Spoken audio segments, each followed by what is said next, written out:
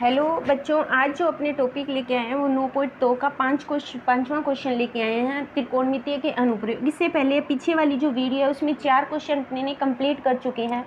Question 5th क्या कहा है, भूमि से 60 मीटर ऊंचाई पर एक पतंग उड़ रही है। ये मान लो अपनी कोई भूमि है, ठीक है। भूमि से ये जो पतंग, यहाँ पे कोई पतंग है, ठीक है। कितनी मीटर की ऊंचाई पे है? 60 मीटर की ऊंचाई पे पतंग उड़ रही है। और पतंग की डोर, हमेशा ध्यान रखना, जो डोर होती है वो पतंग की तिरछी होती है। जो डोर है, ये डोर है, ठीक है। यहाँ पे कोई व्यक्ति खड़ा है, ऐसे पतंग उड़ा रहा है और भूमि से कितनी ऊंचाई पे है? 60 मीटर। और डोर कितनी डिग्री पे झुका हुआ है? 60 डिग्री पर झुका हुआ है। तो डोरी की जो ये लंबाई है वो ज्ञात करनी है, ठीक है। यहाँ पे हमेशा 90 डिग्री बनता है। ये लंब होता है, आधार होता है और ये कर्ण। इसका मतलब अपने को क्या ज्ञात करनी है? डोरी की लंबाई। इसका मतलब कर्ण ज्ञात अपने को करना है। तो सबसे पहले क्या करते हैं, मैंने फॉर्मूला लिखाया था लाल बटे कक्का, लाल बटे कक्का, ठीक है। अब देखो, जो चीज़ दी हुई है जो ज्ञात करनी, उसी का रिलेशन देखो। वो लंब दिया हुआ है, कर्ण ज्ञात करना है, यानी लंब दिया हुआ है, आधार नहीं दिया हुआ, तो आधार का अपना कोई लिंक नहीं है। लंब कितना दिया हुआ है? 60, कर्ण ज्ञात करना है। यानी लंब और आधार में रिलेशन किस में है? लंब और आधार में फर्स्ट कौन सा होता है? साइन थीटा इक्वल टू क्या होता है? एल बटे के। जो पहले साइन होता है फिर कोस टेन। ये सारी वीडियो मैंने पीछे वीडियो डाली होती है, इसके सारे त्रिकोणमितीय 6 अनुपात है, उसको डिटेल से समझाया जाता है। अगर नहीं समझाया गया है, वो अगर नहीं समझ आ रहा है तो पीछे जाके वीडियो में देख सकते हो, ठीक है। पहला साइन है, साइन 60, यानी थीटा की वैल्यू अपने को यहाँ पे कितनी दी हुई है? 60 डिग्री दी हुई है। एल का मान कितना दिया हुआ है? 60। और कर्ण कितना है ज्ञात करना है। साइन 60 की वैल्यू होती है √3/2, ठीक है। √3/2 होती है। ये मान फिक्स होते हैं, मैंने टेबल पे बनाई हुई है और पीछे इसको टेबल को समझाया भी है।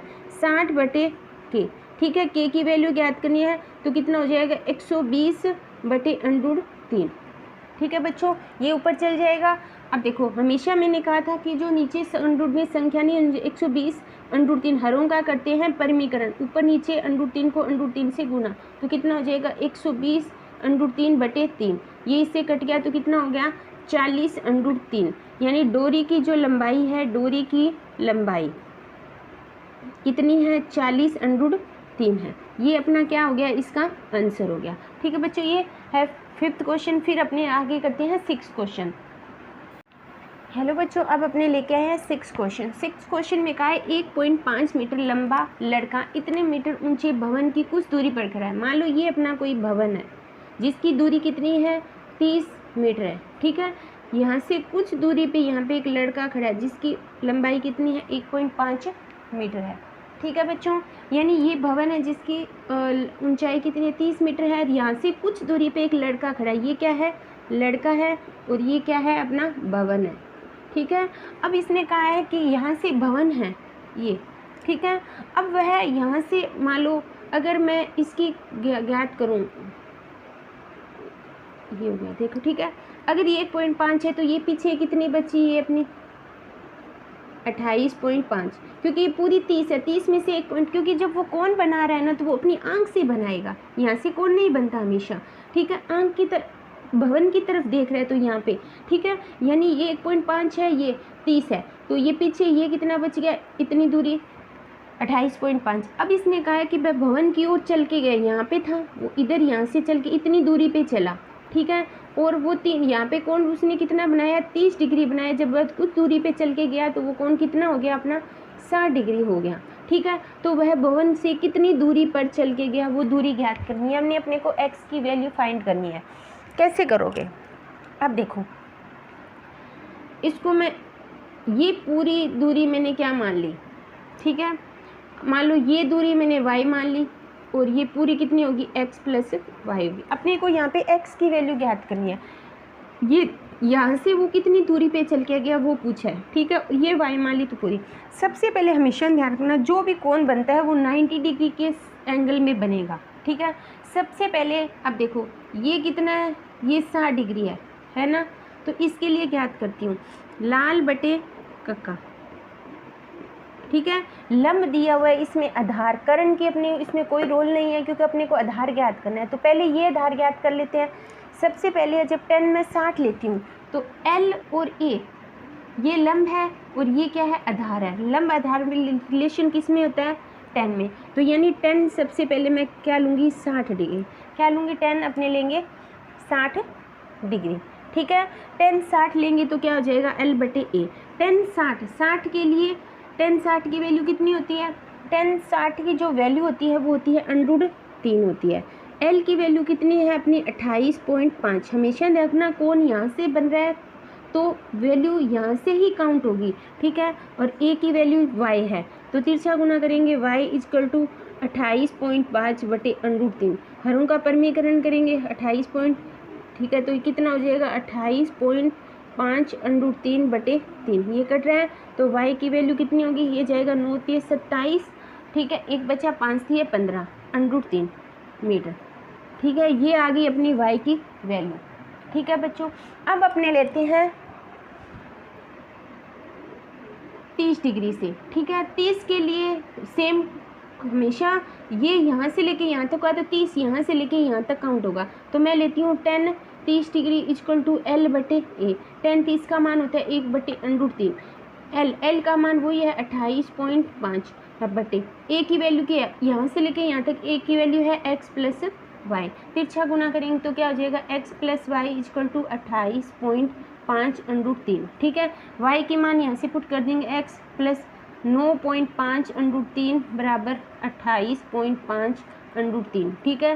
तो x = कितना हो जाएगा, वो उधर माइनस में चल जाएगा, 5 √3 - 9.5 √3। कॉमन क्या आ रहा है, दोनों में कॉमन आ रहा है √3, तो क्या बचा 28 में से कितना बचा 19 ओनली, तो आंसर कितना हो जाएगा 19 √3, यानी x का मान कितना आ गया अपना 19 √3। ये है मीटर, यानी वो भवन की ओर 19 √3 मीटर चल के गया। हमेशा ध्यान रखना, अगर क्वेश्चन में रूट का मान दिया होगा, वैसे 1.732 होता है, अगर ये मान क्वेश्चन में दिया हो तो अब अपने यहाँ पे मान पुट करेंगे, अगर नहीं दिया हो तो अपने मान जरूरत नहीं है, क्वेश्चन यहीं तक करके छोड़ देंगे, ठीक है बच्चों। ये है अपना 6th क्वेश्चन। अब अपने लेके आएंगे आगे वाला 7th क्वेश्चन। हेलो बच्चों, अब अपने लेके आए हैं 7th क्वेश्चन। क्वेश्चन में क्या कहा है, भूमि के एक बिंदु, ये मान लो कोई भूमि है, भूमि के एक बिंदु से इतने मीटर भवन कितना है 20 मीटर ऊंचा क्या दिया हुआ है अपने को, भवन दिया हुआ है।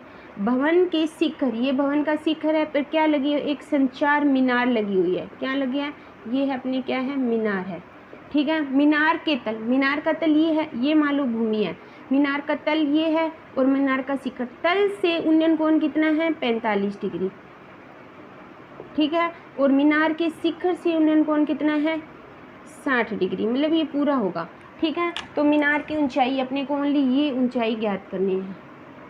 अब कैसे करोगे, हमेशा ध्यान रखना, यहाँ से लेके इसके तल से ये कोण कितने डिग्री का था 45 का, यानी अपने आधार ज्ञात कर लेते हैं, क्योंकि दोनों कंडीशन में अपने को आधार चाहिएगा। सबसे पहले लाल बटे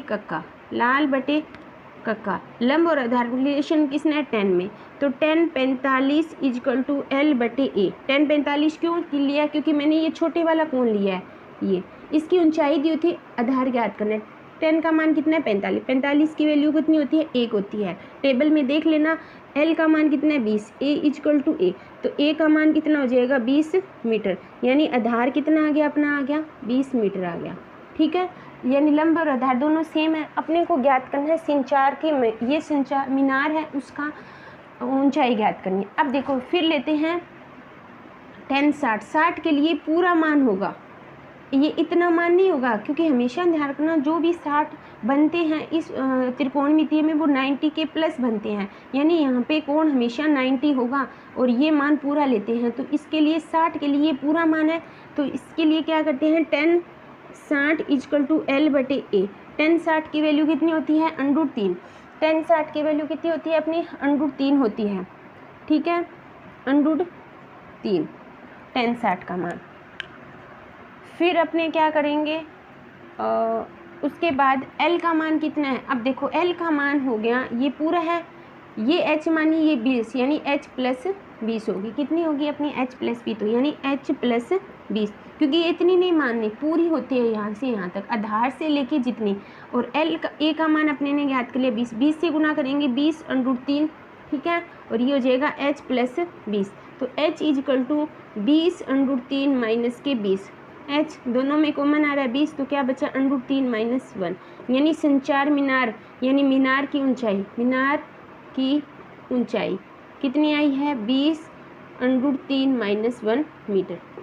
ठीक है, अब यहाँ पे क्वेश्चन में अपने √3 की वैल्यू दी नहीं होती जिसका मान होता है 1.732। ये तो मेरे को याद है इसलिए मैंने बता दिया, अगर क्वेश्चन में दी होगी तो ही पुट करेंगे वरना अपने क्वेश्चन में नहीं करेंगे। ठीक है बच्चों, ये हो गया अपना 7th क्वेश्चन यहाँ पे कंप्लीट हो चुका।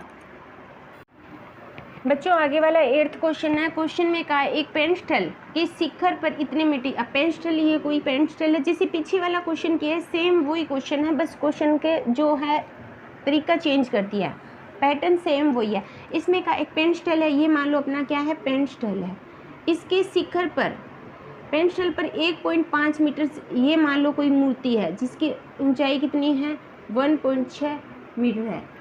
ठीक है, पेंस्टल के शिखर पर मूर्ति कितनी है 1.6 सेंट मूर्ति है। भूमि के, ये मान लो कोई भूमि है, भूमि का यहाँ पे कौन हमेशा ऐसे ही बनता है उन्नयन, भूमि के एक बिंदु से भूमि के शिखर, भूमि से एक बिंदु पर मूर्ति के शिखर का मूर्ति कौन सी है, इसका शिखर का कोण कितने डिग्री का है 60 डिग्री का है। ठीक है, और उसी बिंदु से पेंस्टल ये है, इसके शिखर का कोण कितना है 45 डिग्री है। सेम पीछे वाला क्वेश्चन है, कुछ भी चेंज नहीं है, उसमें ये ऊंचाई दी हुई थी, अब इसमें ये ऊंचाई दी हुई है, तो अपने को पेंस्टल की ये ऊंचाई ज्ञात करनी है, बस उस क्वेश्चन को थोड़ा सा करके घुमा दिया है।